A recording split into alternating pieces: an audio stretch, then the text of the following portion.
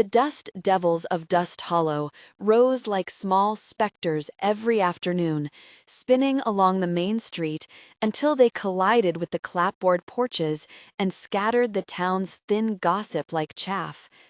People said a thing and the wind took it, and the wind had a way of collecting what it liked and keeping it. In Sarah Whitaker's storefront, the wind caught the smell of warm bread and the less welcome scent of old shame, two things neither she nor Dust Hollow could quite forget. Sarah kept the bakery door half ajar against the heat, so the oven's breath might find the street and give the town one more reason to pause. Her hands moved in a memory of dough, the press of heel and fold, and the quiet multiplication of yeast. Within the rhythm of kneading, she found a small, private steadiness. When hands were busy with bread, there was no space for the small, sharp voices that lived in the corners of her mind, the ones that named her foolish, that remembered how people had watched when Daniel Cooper Smith had turned his back and laughed while the bread fell, and the boy's cruel joke had made her the town's afternoon entertainment. The memory of Daniel was a thin scar beneath her ribs, never far from the steady ache of being measured and found smaller. Her stepfather, Gerald Whitmore, ran the ledger for her life with an authority that did not need to be loud. He kept a weather-worn eye on the ledger of the bakery's books, on the bakery's customers, and on the door where she kept her heart. He had a way of saying things that sounded practical and landed like judgment. He was not a cruel man in the stories children tell. He was a man who had found a comfortable place in the small shame of controlling what he could. That made his cruelty more ordinary and, in some ways, harder to bear. Still, there were gentler things in Sarah's day. Mrs. Patterson stopped in for a scone and a warm opinion. Mr. Henderson, the doctor, took the liberty of pretending he knew the best way to butter a loaf. Children pressed their noses to the glass and left flower-handed prints on the window, like little flags of what might be possible one day. If you passed by at noon, you might have noticed the single other thing that had become a small mystery in Dust Hollow: the way the mountain air sometimes carried a different kind of stillness, a presence that smelled faintly of pine smoke and old leather. People who lived in town recognized that stillness as the signature of Elk Ridge, Isaac Crow's Ridge, an outline of a man who did not come down for anything but necessity, and who liked it that way. Isaac had once been called different names: Scout, Soldier, Crow the Cavalryman, when his uniform meant something to the country. He had come down from the ridge in a hurry, once upon a long-ago spring, carrying a grief that would not be buried with the dead. The mountain had seemed a sensible place to stand aside and measure the world's distance. He lived by his own tasks, mending a boot, stacking a winter's worth of wood, smoking a bit of the fish he caught in the early mornings before anyone else stirred. He kept a small garden for wants he would not name. The ridge taught him a certain economy of speech: say less, carry more. People assumed that meant he was cold. The truth was that he was careful. He had loved once, and it had left him raw, and the risk of loving again tasted like a fissure that might widen into ruin. The day the storm came, Sarah was on the road with a cart full of warm loaves bound for a job in the next settlement. It was a late summer storm, the kind that waited until the thin strip of sun in the sky was tired and then struck without apology. Dust rose off the track in a thick brown curtain, and Sarah, who had always been quick to tidy and anxious to please, felt a small panic at the idea of her bread getting mucked. She tied the canvas hood down and urged the horse forward, speaking soft, useless things into the wind as if it had ears. The road had a bad curve where the world leaned in on itself, and the first gust took the cart's edge like a hand. The horse, a steady mare named Thistle, braced and then did something Sarah did not expect. She flinched toward the ditch. The cart lurched, the harness screamed, and Sarah felt a weight in her gut where shame and fear braided themselves until she could not tell which was which. By the time the cart had finished flipping and the loaves had rained out like a small harvest, Sarah was half buried in canvas and dust and the sound of her own breath. She sat up because she feared the shape of the world too much to stay still. There was a moment when the wind was only a roar, and she could not see past the brown, and then a dark silhouette moved through it as if the wind had decided to part. Isaac had been coming down from Elk Ridge to fetch a crate of nails and a cloth of provisions from town when he saw the cart. He had lived with danger enough to know the look of something about to break. He did not hurry so much as draw the sound of his stride into a single, purposeful step, and before Sarah could find a voice for her fright, his hands were under the canvas, finding her shoulders and hauling. He smelled of smoke and pine, and the stoop of his shoulders carried a tenderness built of need more than sentiment. He set the cart right with his back against the axle, his palms the lean, competent kind. Sarah, face streaked with dust, wanted to apologize for the cart and for every small broken thing she carried, and for the memory of the laugh years ago that had taught her how to diminish herself. "You all right?" he asked, voice like the ridge, short, even. She nodded because speech felt too big for the space between them. He lifted the hood and reached for a loaf that had rolled under the horse's tail, and held it out as one would hand someone a relic. "That's the one you'll want, still warm," he said. She could not say his name, because she did not yet know it, so she said the only thing she felt sure of, a small, genuine thanks. A town's manners were taught in the giving and receiving of bread, and she learned, as the town learned to look up sometimes from their daily curiosities, that this man could be given thanks like a loaf. He did not stay long after he had made sure Thistle's hoof and the harness were whole. He set a stone on the bakery sill when he left, no larger than a kitchen measure stone, smooth as if the river had turned it for him. It sat there like a punctuation until Sarah carried it inside and set it on the shelves with her measuring spoons. She kept it without thinking of why exactly, only knowing there were fewer stones on her shelf than there had been yesterday. The town liked a beginning. Dust Hollow whispered as if it were a single throat clearing. Mrs. Patterson asked her who the man with the mountain scent was, and Tommy Jessup, who barked with the rudeness of one always trying to hide a smaller hunger, offered himself as the obvious claimant. Sarah answered with the safe civility of one who keeps a ledger of words and avoids the most expensive entries. For more than a week after the storm, something like a polite undertow ran through the town's days.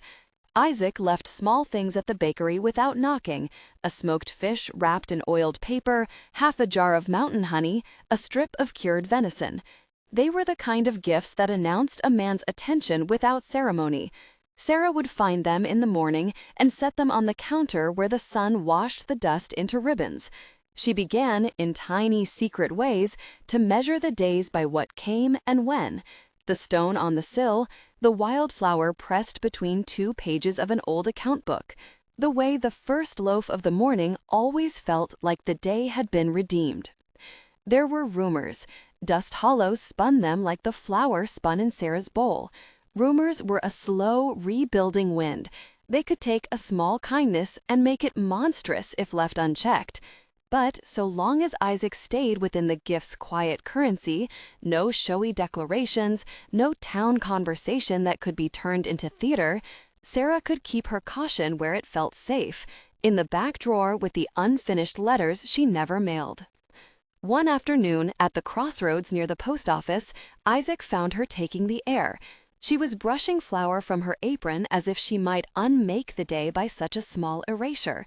He looked weathered and real, the ridge's patience worn like a serviceable coat. He stood a small distance away, the kind of man who did not occupy more space than was necessary, and when he spoke, the words were measured like a properly portioned slice. "You'll have to let me do the rounds on bad days," he said. "You shouldn't be out when it looks like the sky's going to break." "I can manage," she said, and the answer was honest. She could, and she did, and sometimes manage was the best companion anyone could keep. "It's not an offer," he said. "It's a command." She laughed before she could stop it, an honest, startled sound that did not fit the square hole she had made for herself out of shame. He took that laugh as his lodestar, and it made him softer than he'd intended. They began to cross paths more deliberately. Isaac's visits were not imposing. He preferred to stand at the edge of the doorframe where the light slanted and the dust floated. He helped with odd jobs, mending a sagging awning, reinforcing the shelves that had begun to bow with the weight of winter's preparations. In return, Sarah offered him the small education of bread making, how a dough learns to tell you when it wants to be folded, how to coax warmth from a stubborn oven, how the simple act of breaking bread was, in its way, a sacrament. The months conspired kindly. Autumn moved through Dust Hollow with the rust sky promises the guidebook never printed. They left traces in small, sensible things: split logs at Sarah's door stacked in neat, patient rows, bolts of heavy cloth tied with string and left on Isaac's threshold. Sometimes they shared an evening on the bakery step, hands full of nothing more than saved things, 2 slices warmed by a tiny lantern, speech pared to the bones. There were delicate wars also, the kind that come with strangers claiming the edges of a person. Gerald made his disapproval a currency, as subtle as a cut and twice as discomfiting. He mentioned Isaac's ridge as if it were a cave where men lost their minds. He said aloud, in the unremarkable voice of someone who has always weighed things, that Sarah would do well to remember her place. "A baker is not a mountain man's equal," he'd say, as if an oven's heat were a lesser form of heat to be held. Sarah, who had learned the practice of shrinking, answered with practicalities and with the solidity that comes from kneading dough alone into the late night. But the town is a theater that prefers a cleaner spectacle, and sooner or later someone like Tommy Jessup will clear his throat. The Harvest Festival came bright and rotted and alive, an occasion for the town to display itself like a paraded harvest.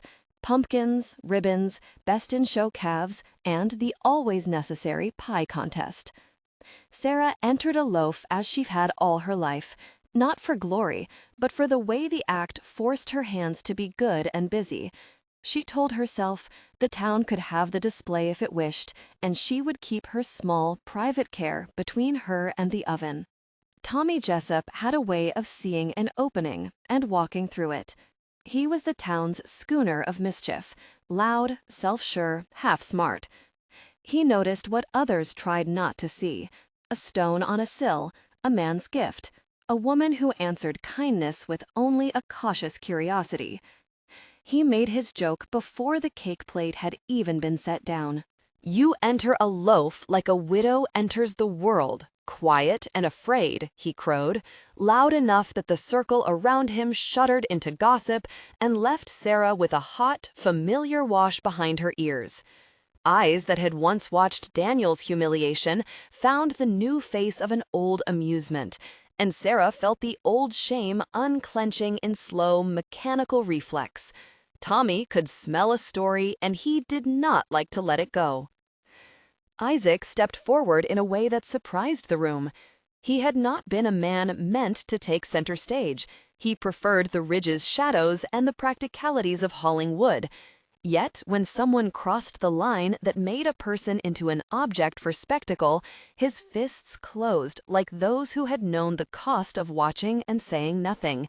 He did not shout or strike. He moved with the steady purpose of one who has learned the distance between measure and violence. "Leave her alone," Isaac said, and the words fell like a statement rather than a plea.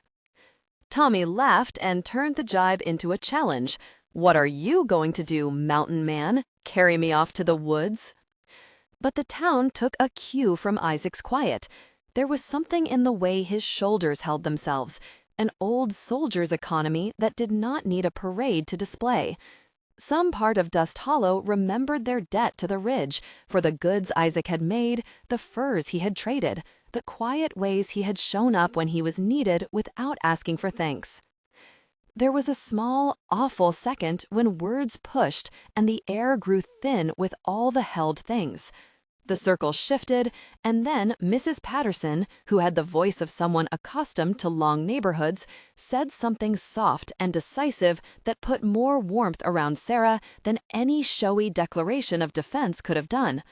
The small kindness that is the town's backbone came forward, and Tommy went away with the grace of someone ashamed to be the loudest in a room where gentleness had decided to stand. After, when the crowd had thinned and the festival's hum wore itself down to a murmur, Isaac found Sarah by Mirror Lake. Mirror Lake was an old place where the town went to see themselves as the mountain saw them, flattened, honest, and not always pretty. The lake held the sky with a steady patience, and the reeds made a soft edge against the world's loud corners. They had walked without speaking for a while, not because the words had fled, but because neither felt they were required to be wasteful on the small talk that could fill out a day but would not touch the quick places of worry. "Why did you stand up for me today?" Sarah asked at last. The question was not simply about the festival. The question scrapped at the whole old business of why someone would take on the town's interest for the sake of a simple baker. Isaac turned his face to the lake, as if the water might answer. He had a way of speaking that made him sound like the ridge, fragments of truth in a practical hand. "Folks oughtn't make sport of one another," he said, "and it's a poor measure of a man to make a sport of what he don't understand." She thought he would stop there, practice his economy of speech like a shield. Instead, he took a breath that pulled something out with it, like smoke from old grief. "I've done my share of standing by," he said, and it sounded like confessing.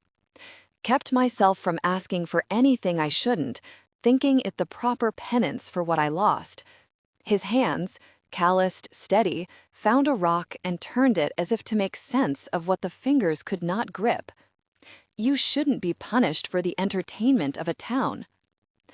Sarah watched him and saw how the mountain had taught him silence and made it a weapon. She had known a man who had taught himself to be small to survive, and here was a man who had taught himself not to ask. There was grief in both methods. One kept the heart folded inward, the other kept it safe behind a wall of long, patient tasks. In him, she read a cautionary tale she had never wanted to star in, the sad, noble man who thought himself unworthy because he had been given the job of bearing loss.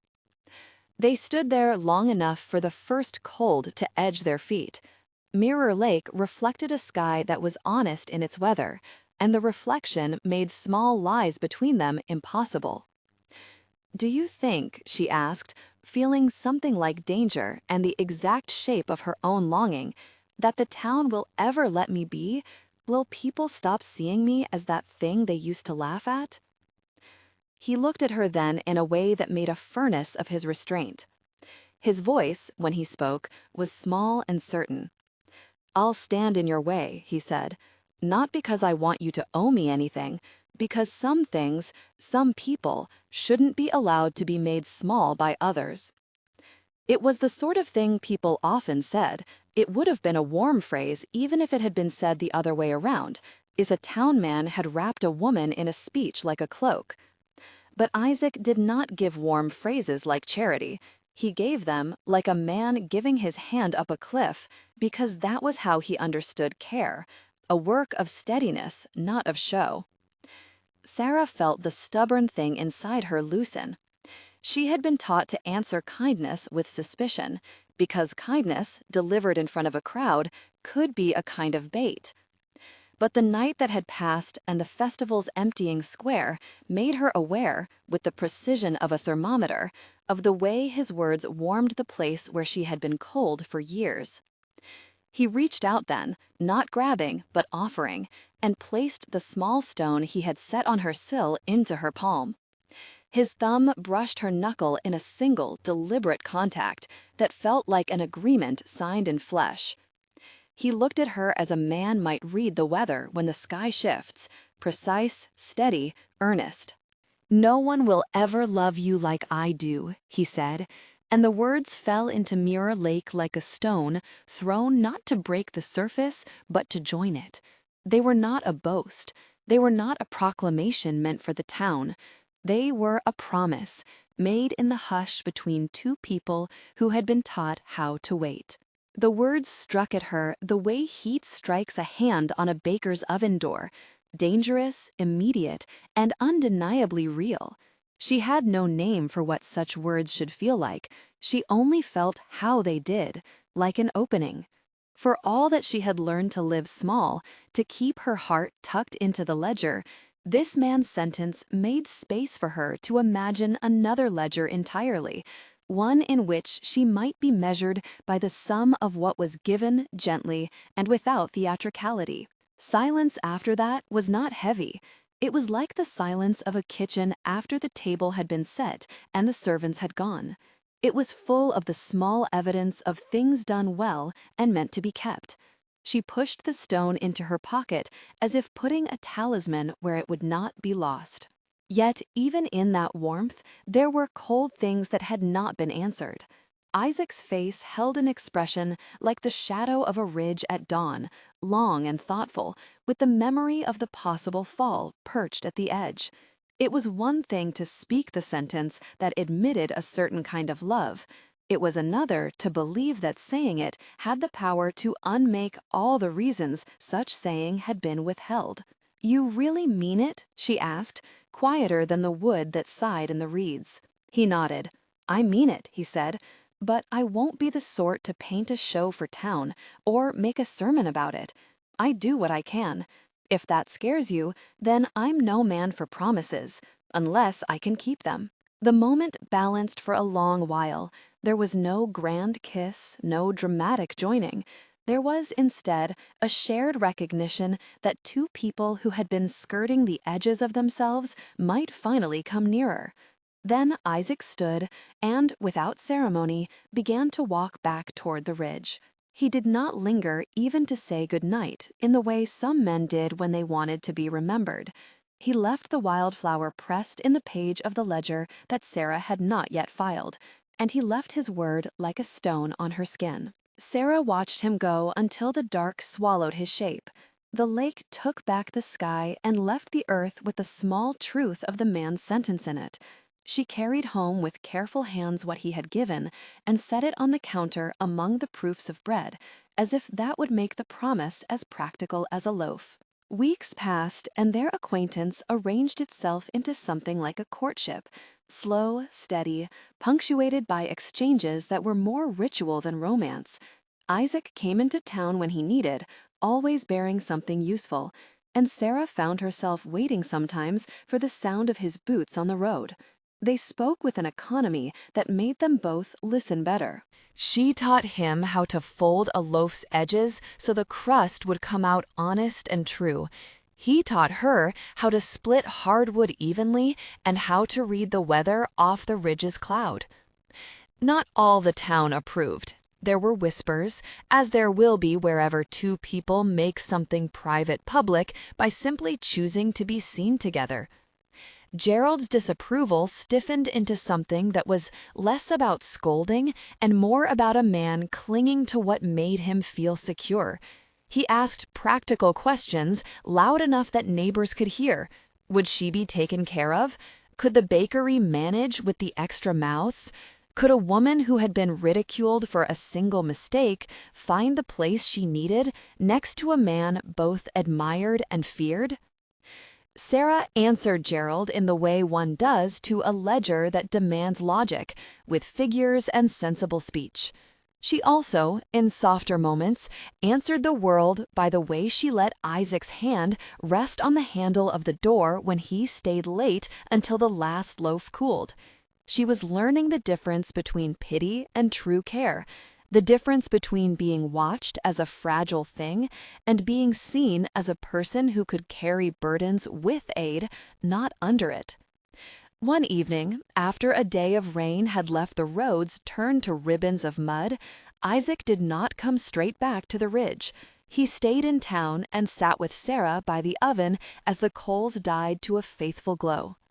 They had eaten small pieces of bread and some of the mountain honey he'd brought, and their conversation had unfolded into a level, honest place where they traded histories like coins, because they had both learned that honesty was cheaper to keep than deceit.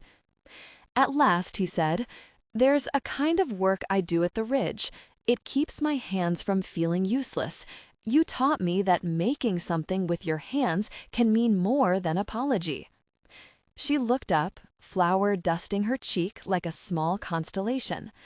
"I thought I'd only ever be small," she admitted, "but you make me feel I might be more." He studied her then, as if she were a horizon he intended to map. "I won't promise the world," he said again, quieter. "I've got ghosts that wake me at night and make me think I don't deserve to want things. But I know what I'll do. I'll stand by you. I'll risk when it's worth risking, and I'll keep my hands honest." "What if your ghosts say you should walk away?" she asked, because even in the best counting of promises, the old shadows had a habit of returning at inconvenient hours. He touched the spot where his thumb had pressed the stone into her palm at Mirror Lake. "Then you'll have to remind me," he said, "and I'll have to remember to answer." There was no grand vow in those words, just a plan, imperfect and human, but practical enough to survive the weather. For a while, the plan held. They found each other in small practices, in the way Isaac fetched wood for the bakery stove when the winter hinted too early, in the way Sarah started leaving the top of a jar of jam at his door. Their intimacy was not a thunder of commitments, but a steady, domestic accumulation of things done. In town, people adjusted their pace to include the two of them as a single measure. Children began to point with the quick familiarity of small-town fauna. There goes Isaac with the baker. Then there was the afternoon at the general store when Tommy Jessup, who had not learned manners in 12 common ways, chose to remind the town that people were still fodder for spectacle if one let them be. He bumped a crate with too deliberate a bravado and knocked a jar of pickles into the dirt in such a way as to grin at the inconvenience he caused. Sarah bent to pick up the broken pieces, an automatic instinct, and found herself faced with a circle of faces that seemed to consider whether her easy stooping would make for a good laugh. Before the moment could harden into something else, Isaac moved again. This time he did not speak first. He acted. He stooped and swept the shards into his hand, gathering them with the same patient efficiency he applied to every task that held a human cost. He did not make a show of collecting them for Sarah. He collected because he had a sense that life's dignity could be restored in small ways without spectacle. And perhaps that was the truth of him that drew Sarah in. He had been taught by loss how to refuse to let things be left broken for the town's sport. He had learned to stand between people's cruelty and the person being crushed by it. When he rose with the shards cupped like something sacred, Dust Hollow found its balance tilted. For Sarah, the act felt like a kind of rescue that had nothing to do with dramatic heroics and everything to do with the patient work of seeing someone whole again. That evening, as the sun slid down to a copper line over the ridge, Sarah sat on her stoop and took the stone from her pocket, turning it in her fingers. Its cool weight was a small, steady reminder of a man who did not parade his affection but inscribed it in tiny, practical gestures. She could not say at that moment what would come of it, only that she felt a new syllable forming in the language she had used to describe herself. The town had many voices, and rumor had a way of polishing what it touched. Some would always see an odd pairing, where two people simply tended one another. But others, Mrs. Patterson, Mr. Henderson, even the children, who left flowery fingerprints on the bakery window, saw a different thing: two people learning to be unafraid in the company of another. And for Sarah, who had made her habits into armor for so long, the armor felt less necessary, by degrees, like a garment slowly folded away when warmth is given freely. She slept that night with the stone under her pillow as if to keep the promise close. Sarah's habit of leaving him half a loaf warmed by the oven on nights he returned to the ridge made him learn new reckonings. He did not know how to be the kind of man who made promises he could not keep. He only knew how to act when the town made someone a target. Autumn deepened into a season that tasted of iron and cinnamon. The town prepared for the cold in the ways it always had. Curtains hemmed, shutters nailed, a last market day where people traded news and preserves. With the heat of harvest still in the air, the rumor wind that had earlier turned toward hope shifted. There were more strangers on the roads, ragged, quick-eyed men who offered no introductions and pitched tents at odd distances from the town's reliable covers. Sheriff Lee, a stocky man given to direct questions and shorter answers, muttered something about road trouble and left a rider to patrol the farther track. Townsfolk said the wrong sort of winter could bring men with teeth sharp for plunder when crops failed and pride bent like old wire. Sarah kept the bakery open longer those nights, finding the oven's warmth an ally against the widening cold.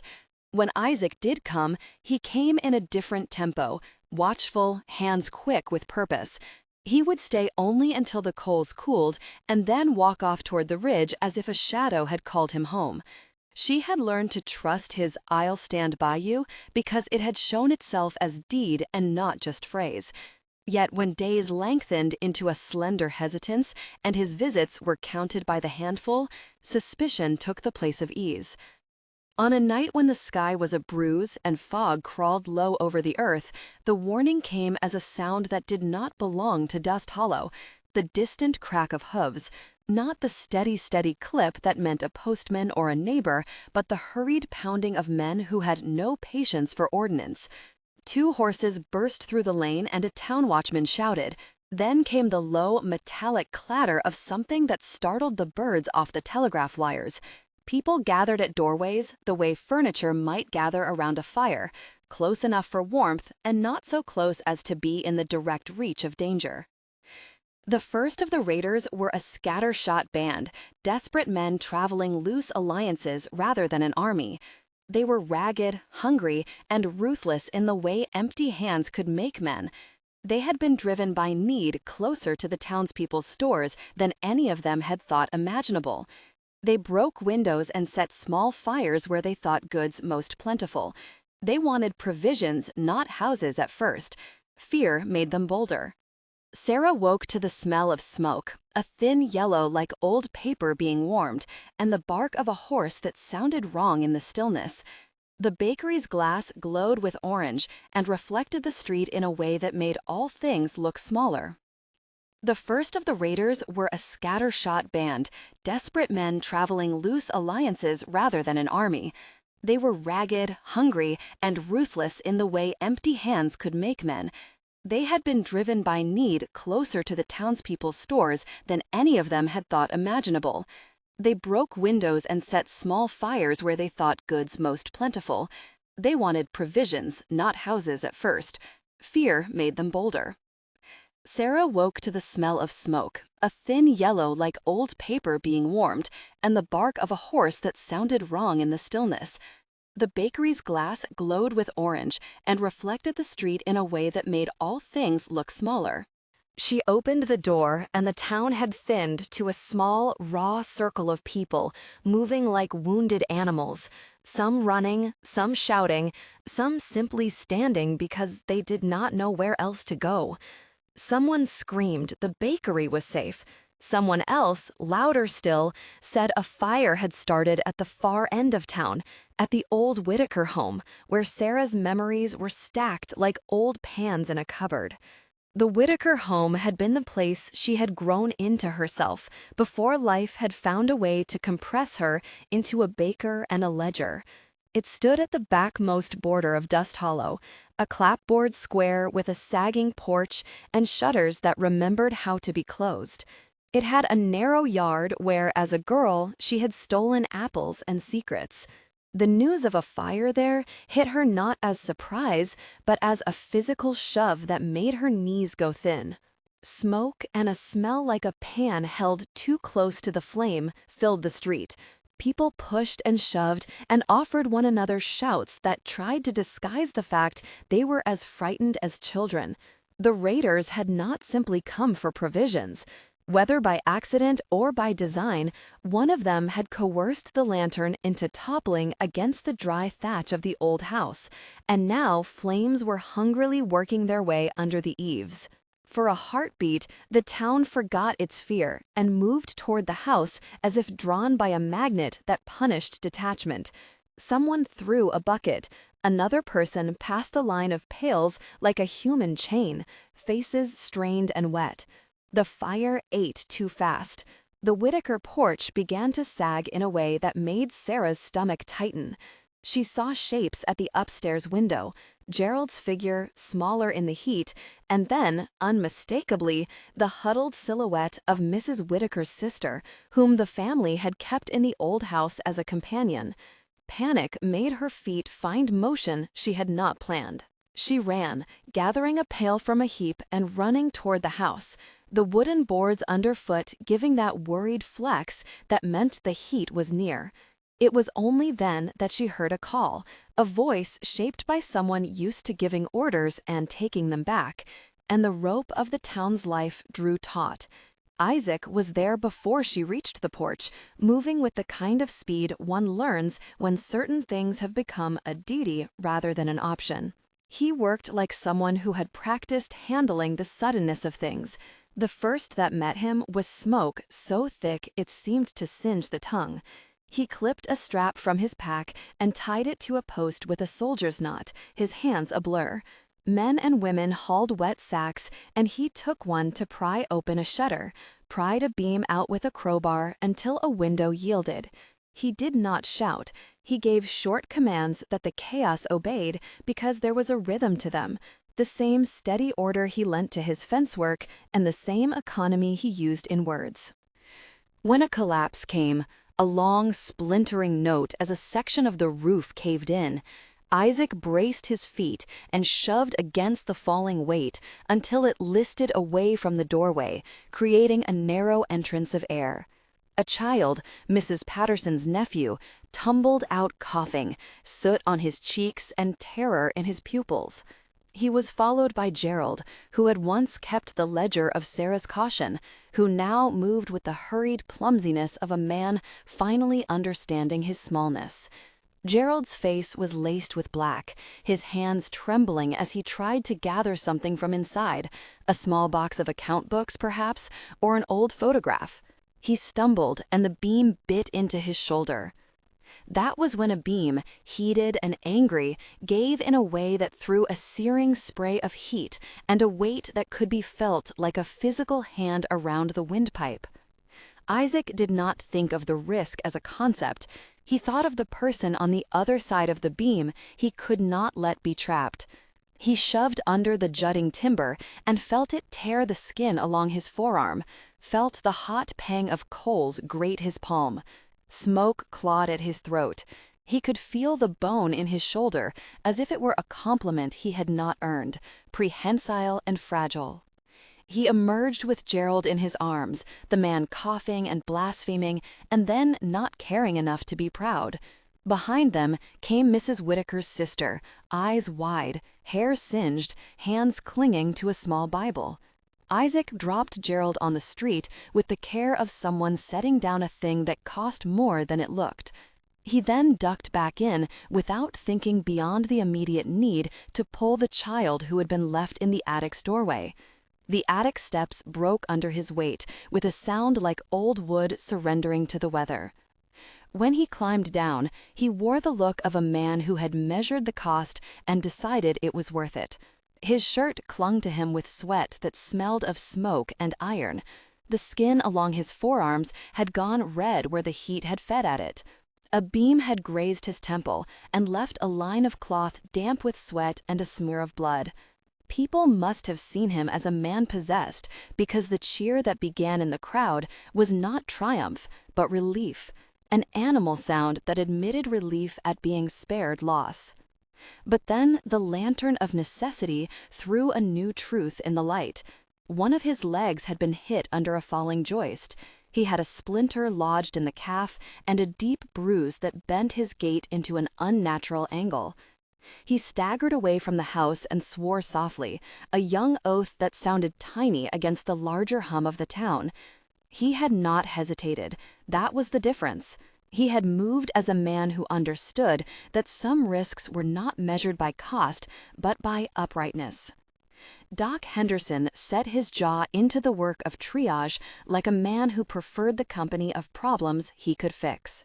He lit the lantern in his knuckle, laid out splints and boiled water for compresses, and barked instructions as people formed themselves into helpers. The town's children had been sent to fetch blankets. Mrs. Patterson found the bakery's bread and broke it into pieces to be warmed as a sort of first aid, broth and bread, which in their own way could be medicine when no other remedy was available. That night, as Isaac lay on a pallet in the back room of the clinic, the fire having been put out by the steady hands of Dust Hollow, the world felt smaller and more honest. His breaths were short, smoke had soaked into the lining of his lungs, and coughs rattled like rims of tin. Doc Henderson muttered about convalescence and persistent cough and set up poultices that smelled of herbs he himself trusted. The townspeople came to stand a safe distance away in a chorus of worried faces. Gerald hovered near the doorway, stripped of his ledger's confidence, and when he spoke, it was as a man who had benched pride for necessity. "Crow," Gerald said, and the name was a small thing at the edge of the room. "I owe you.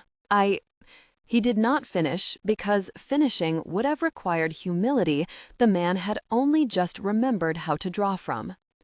Isaac looked at him without heat. The ride of rescue and immediate pain had not given him the space to hold grievance. He had simply measured the work that needed doing and done it. His voice, when he roused enough to give it, was stone-tempered. "Take the account for tonight as closed," he said. "The town's whole. That'll be ledger enough." Gerald's shoulders slumped in a way that made him look smaller and, for the first time, human. He reached into his coat and, fumbling, as if he did not know what to do with softness, left a small packet of coin on the counter for Doc Henderson, and then took one step toward Isaac as if to close an older debt. He put his hand on Isaac's shoulder with the awkwardness of someone who had been taught to keep a distance from what matters. He began again. The words were heavy with a lifetime of a man learning belatedly the cost of control.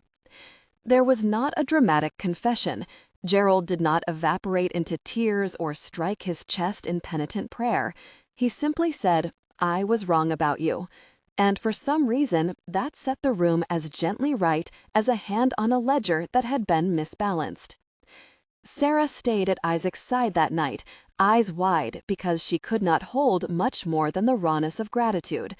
She tended his wounds with the steadiness she had cultivated at the oven, cloths pressed, poultices straightened, broth warmed until it tasted of house and hearth. She did not talk of the future or promise him things she might not keep. She moved in practicalities, changing the dressing when Doc asked, reading him a note from Mrs. Patterson about who would bring extra blankets. She kissed off a smear of soot at his temple and found that the contact made him breath harder in a way that had nothing to do with the smoke. When the immediate threat of the raiders had passed and the town had counted its losses, damaged roofs, a broken pantry here, a scorched patch of the Whitaker hearth there, the work of repair began. Isaac's shelter on the ridge took in a man or two who had watered it with simple kindnesses in the winter for the cost of a night's rest. He worked with a feverish, functional intensity that came from the same place he had when pulling Gerald from the house. There was a sense, when he returned to the ridge after a day of hauling beams and stacking freshly cut wood, that he was trying to make whole not only other buildings, but the jagged pieces inside himself. But the cost of the rescue had been larger than the town's initial relief admitted. Doc Henderson, whose bedside manner had never been anything but efficacious and direct, set a strict pace for recovery. Isaac's leg would heal, but not quickly. He had a deep muscle bruise and a splintered area that demanded rest. He had also inhaled enough smoke to leave his lungs tender and prone to coughing spells that could stop small breaths like trapped birds in a net. The doctor prescribed rest, tonic, and time, 3 medicines that, in a man who had always measured his worth by what he could do with his hands, felt like punishments. Isaac, accustomed to working off his pain, found the slow work of convalescence to be a harder labor than any logging he had done. He sat on the ridge edge and watched the world in the way of a man who had nothing left but to reckon what his choices meant. He had saved people. He bore the scars, a badge he had not wanted, and a debt he would pay with nights of cough and stitches that pulled inside his side. Sarah moved her days into the pattern of bedside care and bakery hours, her life folding around the small domestic ministrations that love made a practice of. She learned how to prepare broths that would not upset his stomach, how to prop him up so the breathing was less ragged, and how to coax sleep out of a man whose nights were full of images that made him start. The stone he had given her sat on the counter like proof that the first promise he had made was worth more than a few words. Wounds have a way of teaching patience. Isaac's recovery was neither swift nor certain. There were nights when he was bright with fever, and nights when his cough would lay him bare to a vulnerability that frightened both of them. He cursed the weakness like a man cursing a poor harvest. But there were also quieter evenings when his voice was a small boat on water, and he admitted things that had been kept like chords in the dark. One such night, while the rain struck steady at the windows and the oven hummed low with a single warm loaf, Isaac turned his head and looked at Sarah in a way that made her feel examined and held at once. He had the look of a man who had rehearsed what he planned to say and then lost the script, and found that honesty was better for it. "I used to think keeping myself small was the right thing to do," he said, "that by holding my wants close, I could protect others from the cost of me, but pulling back has its own cost." She reached for his hand, finding it colder than it had been, but still speaking in the language she had come to know, work-worn, a little stubborn, honest. "We both made shelters of different sorts," she said. "Yours was the ridge, mine was the ledger." He nodded, as if the metaphors fit him better when someone else named them aloud. "When I pulled you from that cart, I didn't know if I was saving you from the wind or myself from standing still. I suppose it was both." He coughed, a sound like an old bell, then steadied. "But I meant what I said at the lake. No one will ever love you like I do. It isn't about possessing you. It's about being the man who will stand in front when the town chooses to be cruel." The sentence landed differently now that a layer of danger had been lived. It was no longer a promise made in the hush. It had become a witness to what had been risked in his stead. Sarah felt the words as if they were a hand in a pocket finding keys. She had learned, between dishes of broth and the slow course of bandage changes, how to weigh a man's declaration next to his actions. The two had been married now in the way of honest people. "You've loved me by staying," she said, because she could not undo the ledger he had balanced in deeds.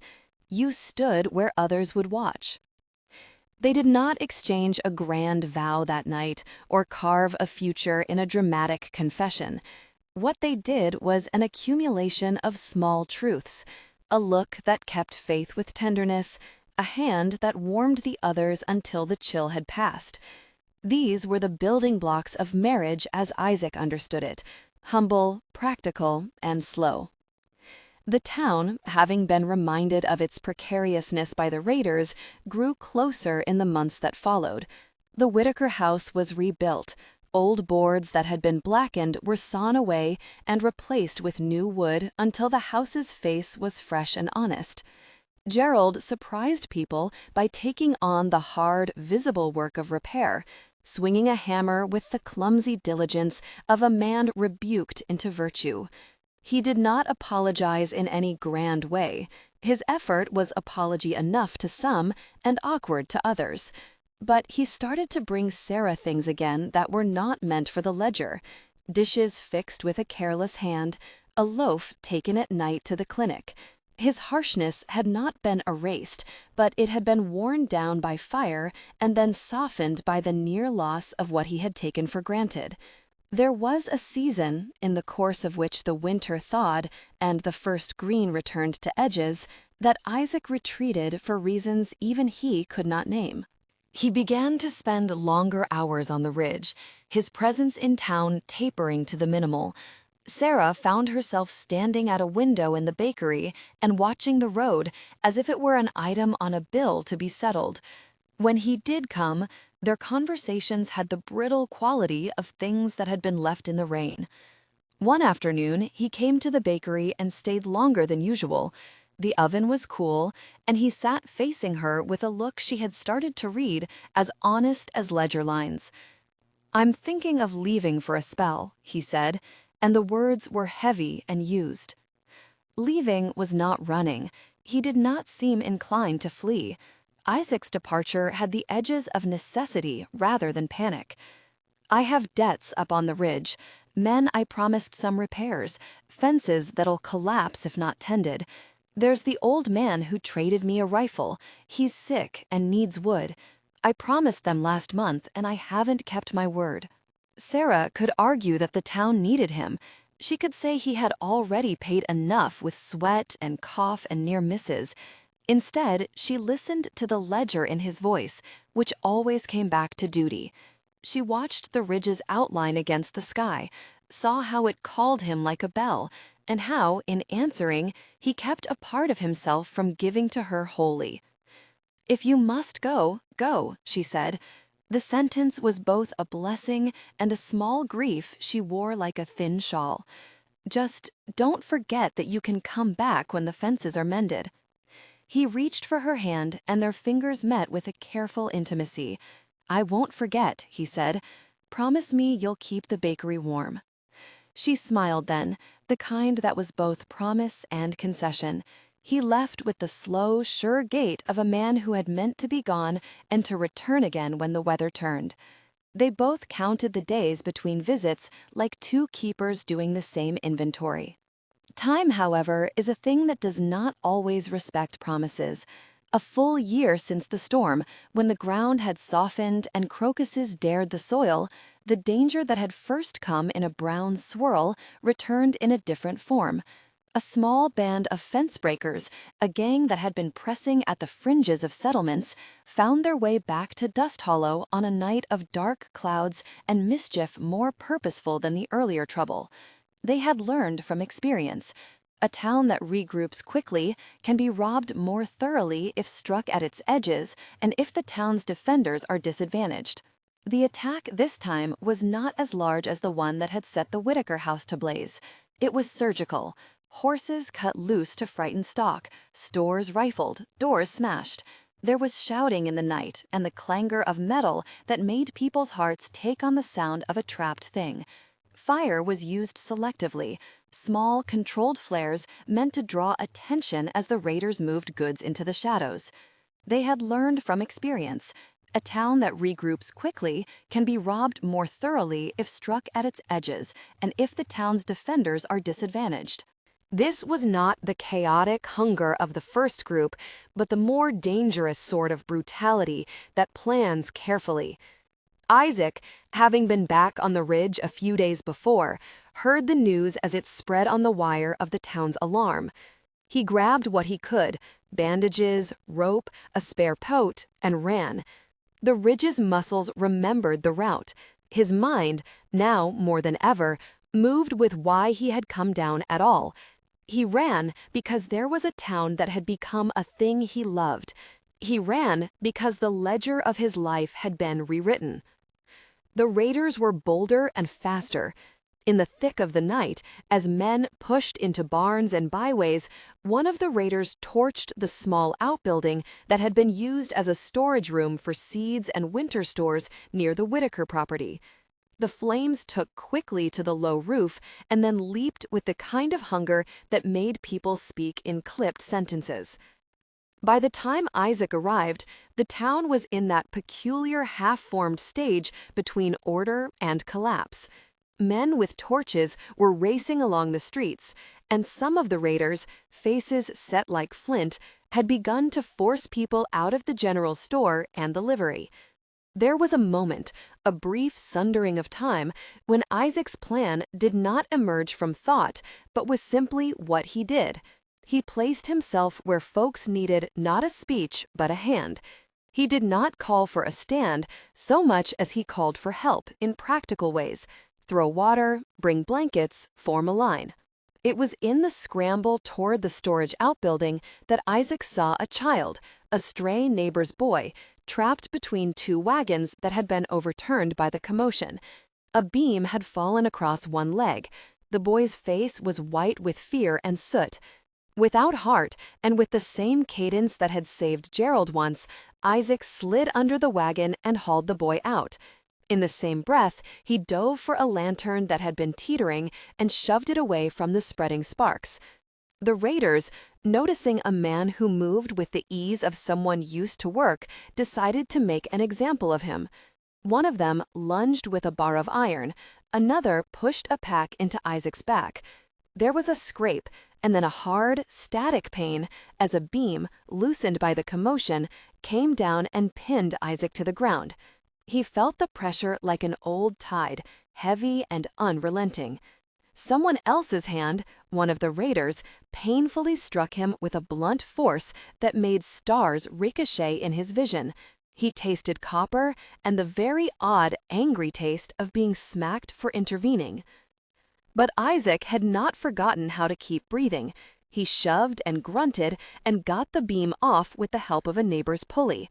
The raider who had aimed the iron bar fled in the confusion, as the townsfolk, galvanized by Isaac's stubbornness, found a kind of weapon in their outrage and their willingness. They pushed the raiders out, beat at them with whatever would do: sticks, heavy tools, a flailed blanket. The raiders, encountering a town that no longer folded under scorn, exhaled something like defeat and fled into the night. The victory was blunted by cost.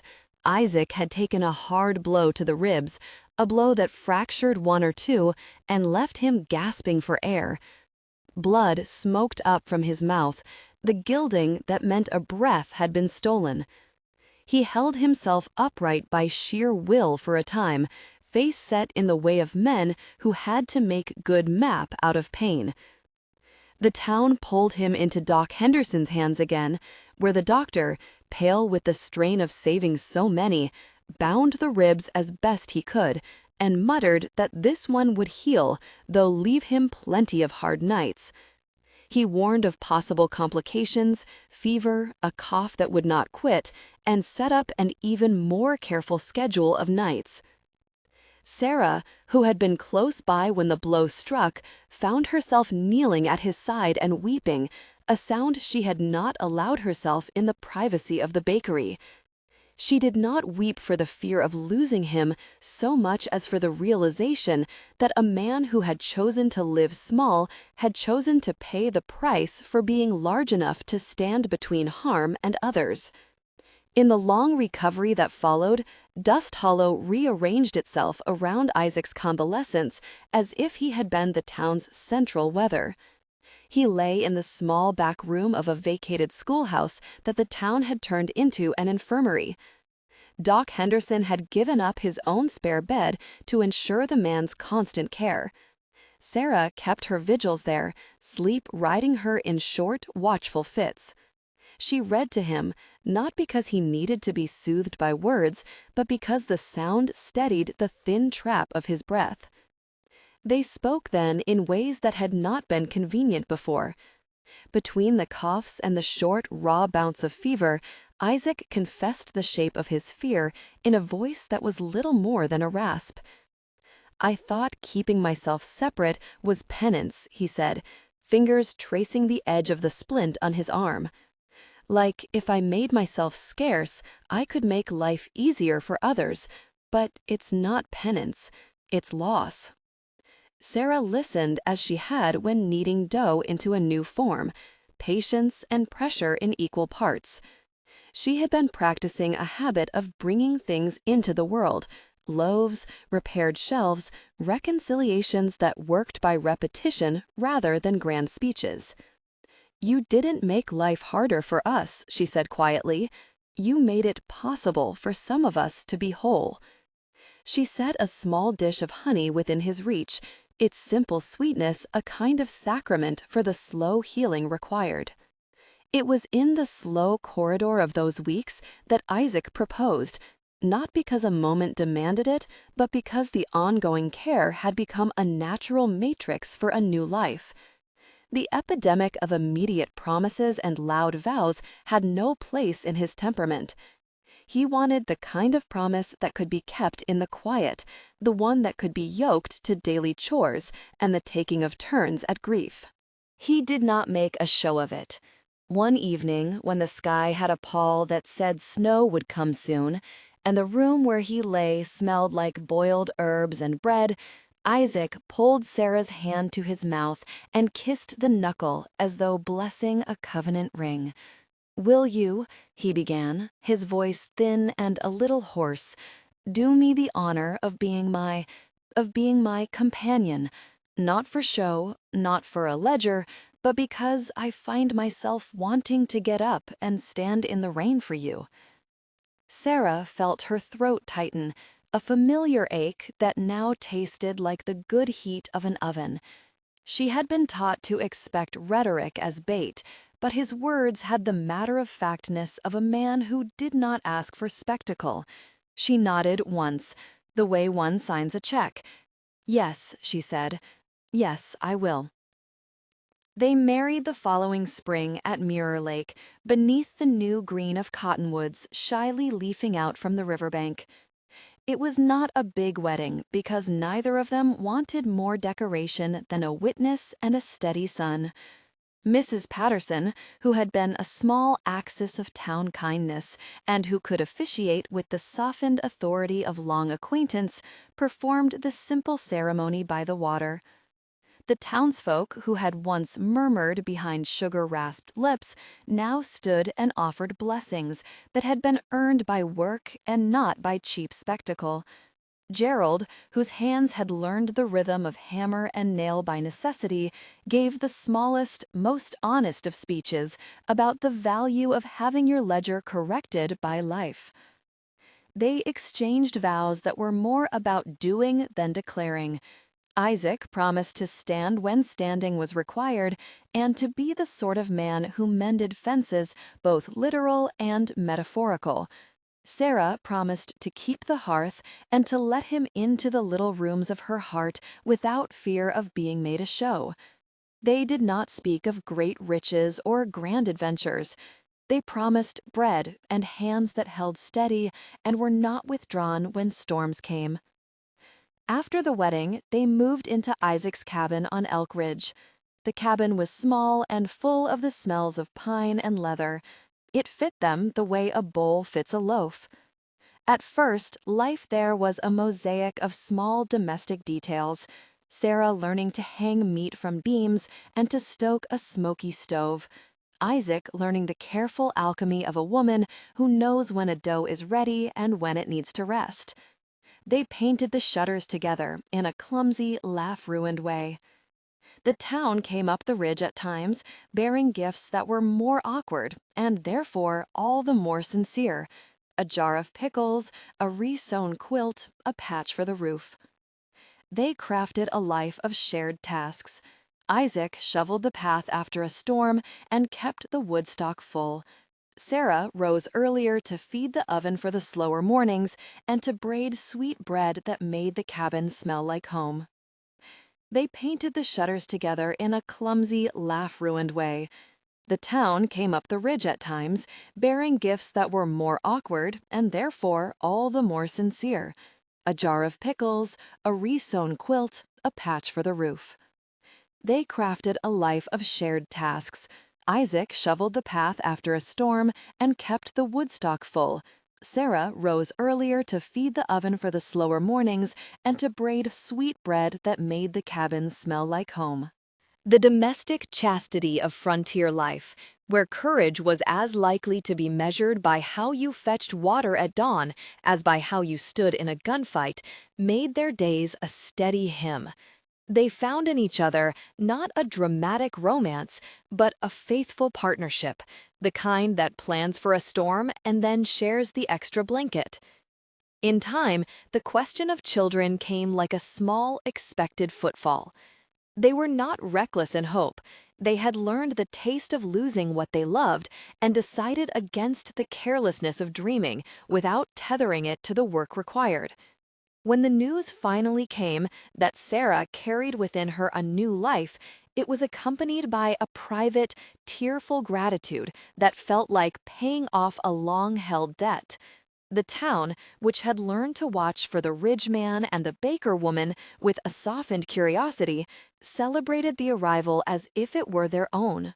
Eleanor Margaret, Ellie for short, was born in early spring, a small, wrinkled thing that cried with the vigor of a person who knew what it wanted. Sarah held her like a loaf freshly taken from the oven, with careful hands and the knowledge that one must not press too hard. Isaac, who had once thought himself unfit to want because loss had taught him caution, sat with his arms around both mother and child and wept in a way that made small men's eyes wet with the sight of him.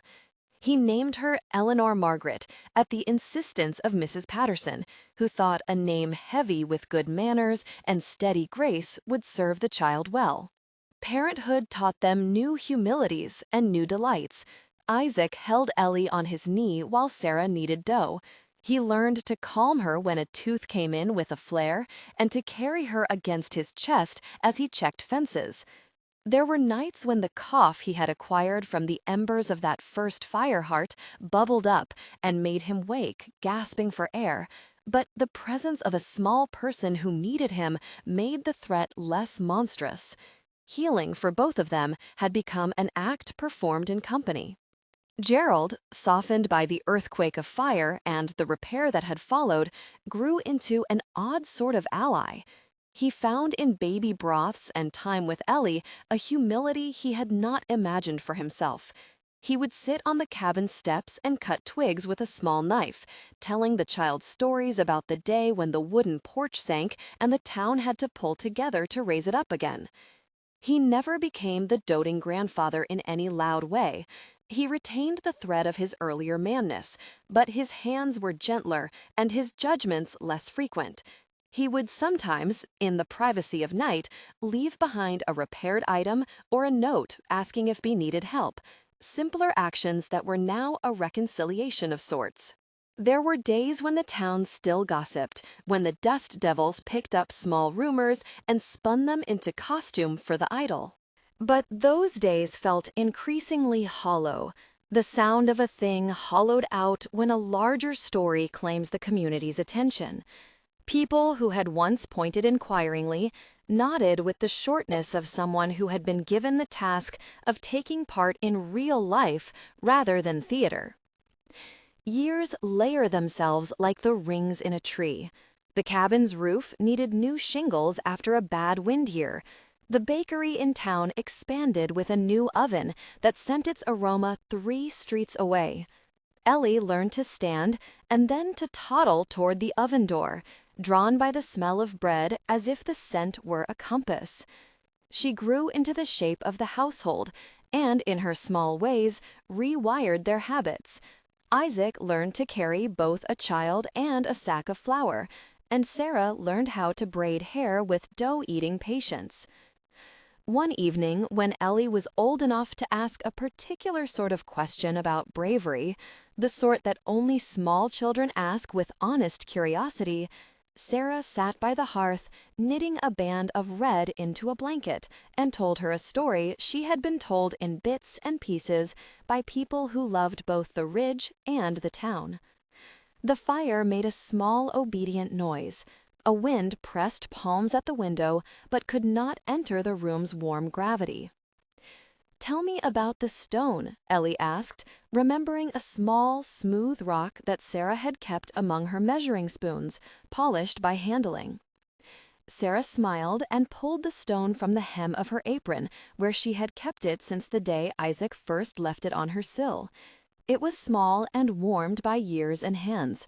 She handed it to Ellie, who felt a gravity in the object, as if it held a secret. "This came from the man who did not think he deserved to be wanted," she said. "He put it on my shelf like a promise." Ellie's small hand petted the stone. "Did he love you?" she asked, because children cut to the quick of things with a brutal mercy. "He did," Sarah said, and the memory of the lake, of the way the first sentence had been cast into the water, came back in a bloom of warm quiet. She watched her husband, who sat by the window whittling a small toy for their child, his profile turned away, the ridge's line still in his bearing. Sarah wrapped her arm around Ellie's shoulder and felt a completeness she had never thought possible. He came down from the mountain and stood in front of a town that liked spectacle. He would not let me be made small. He said once, she paused, and felt the old promise inside her chest like a warm kernel, "No one will ever love you like I do." Ellie, with the simplicity of a child, frowned in thought. "No one would ever love him like you do either?" she asked, pivoting the sentence as only a child could to make the balance equal on both sides. Sarah laughed, a sound that tasted like bread and dawn. She looked over at Isaac and saw in his shoulders the same man who had stood at Mirror Lake and given her a sentence that had opened not a door, but an entire room where they could grow.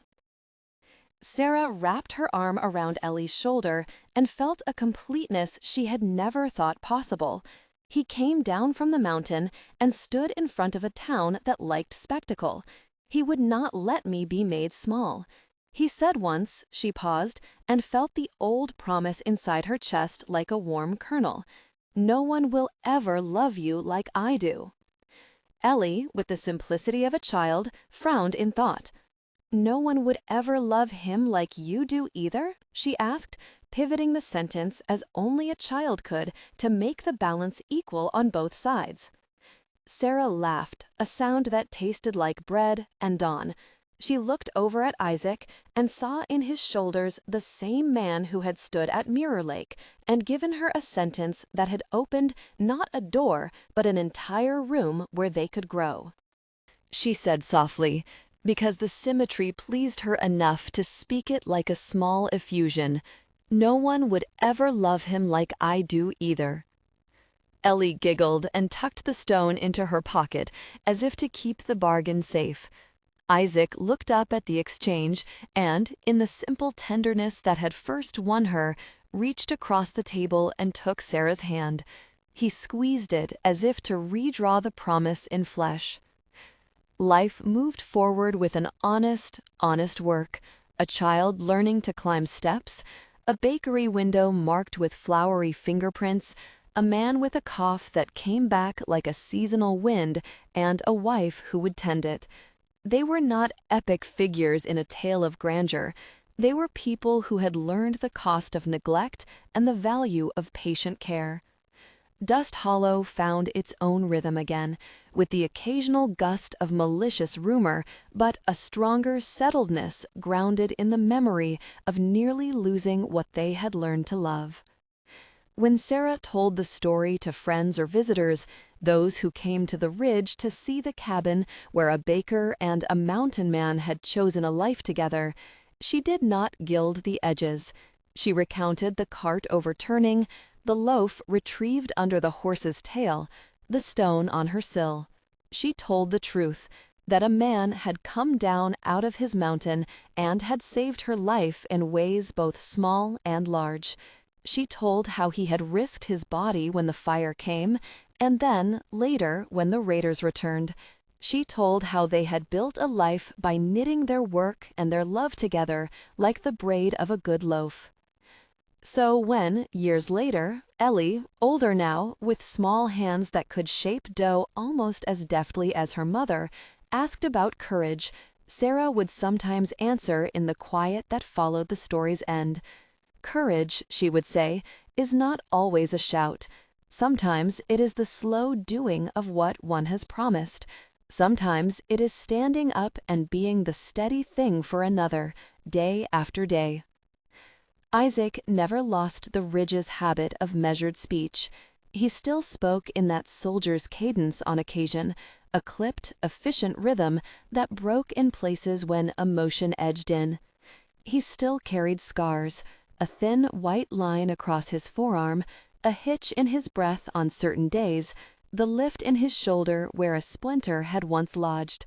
But he moved through the town with the easy distrust of a man who had learned that being loved did not make him less whole, but more open to the possibility of belonging. The stone he had given her stayed, as promised, on her shelf. As the years added their own flowery fingerprints to the life they had built, Sarah kept a small notebook of things she wanted to remember. It contained a pressed wildflower, a rough cut of a ticket from the Harvester's Fair, and, tucked behind a page, a scrap of a note Isaac had once written, in a moment of insomnia. A simple list of things to do for the bakery and for the cabin: mend the fence, visit Mrs. Patterson, check the oven bricks. The list read less like chores and more like a vow kept small, the paperwork of a life lived closely. In late summers, when the dust devils still rose to remind the town that the world could be both merciless and ordinary, they would take Ellie by the hand and walk to Mirror Lake. The place that had once been a hush where a promise had been born now bore the footsteps of a family. They would sit beside the reeds, and the water would reflect them like a kind of proof. Sarah would tell Ellie the story the way bakers tell of recipes, carefully, with the exactness of small measures and the kind of joy that comes from repetition. "No one will ever love you like I do," Isaac had said by that lake on the night of their first confession. It had been a sentence that opened a space and taught them both how to inhabit it. And later, because earnestness in one direction merits balance in the other, Sarah found herself saying to the child when she asked, "Who saves who?" "We saved one another. And if you ever ask me which of us loved more, I'll tell you honestly that I love him as he loved me. No one would ever love him like I do either." The balance felt right, like two hands cupping each other. Dust Hollow continued its small dramas. Men cracked at the edges sometimes and needed mending. But the story that had begun with a cart overturned and a loaf handed back to a baker had grown into something less fragile than rumor and more enduring than anyone had predicted. A life made not of grand triumphs, but of the repeated mercies that come when hands meet in work and hearts in steady risk. If this story has warmed your appetite for slow-burning tales of people who mend each other, leave a note, share what moved you most, and come back for more quiet stories of Dust Hollow and Elk Ridge.